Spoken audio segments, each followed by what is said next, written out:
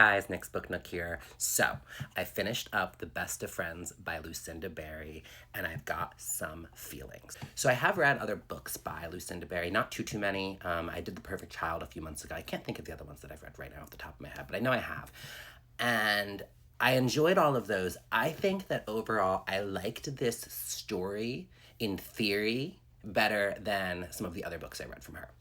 However, I think there's something to be said when books are short but have 25,000 characters for you to remember. That's why I feel that way. So, without giving too much away, the story revolves around a group of three friends that grew up together, three mothers, and their kids are all friends. They're all on the soccer team, and a horrible tragedy happens. One kid gets shot, another kid shoots himself, kind of sort of thing. It's all a mystery at that point, but he's in a coma, and then there's one kid that's surviving. So that's 6 people right there, okay? Then you got to factor in every single one of them got a bunch of siblings that you got to know, okay? Because they're all like relevant to the story. All these women have husbands.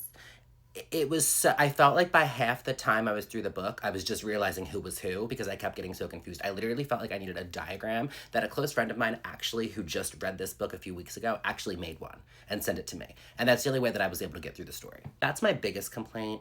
Also, there was like a twist at the end. I don't know. It wasn't really like twisty to me. Like I thought that's where it was going in the beginning anyway.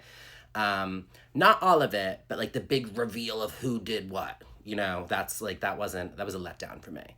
But like I said in the beginning, I do feel that this was overall, in theory, my favorite story I've read from this author so far. Because I think had you taken out some of the characters and gotten a little more background and information on the centralized characters, and you know, kind of like drove those points home more than incorporating everybody else. And I get that each person played their role, so I'm not hating on the author.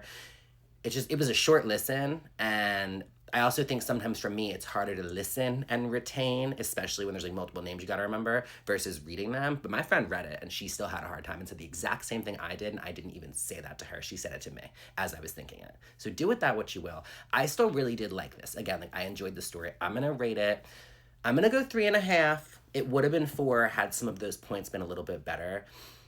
It was very sad. It was a very sad read. Saving Noah. That's the other one. Hello. How could I forget that one? I think Saving Noah is not for everybody. But I put those two here, The Perfect Child, a little bit under.